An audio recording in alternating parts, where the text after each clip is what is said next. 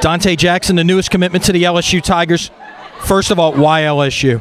It just felt right. You know, I didn't make up my mind till this morning, but when I woke up, you know, I just felt like this was the place for me. This was the place that's gonna get me to the next level. And it's gonna get the best out of me as a football player.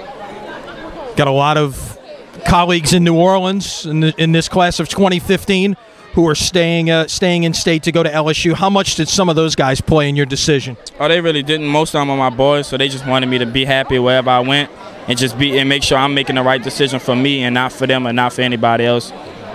What have the LSU coaches told you about what position you might play? You could play any number of positions on the football field. Well, they want me to start off as a corner, every down corner, and then transition into some offense, and then obviously return game.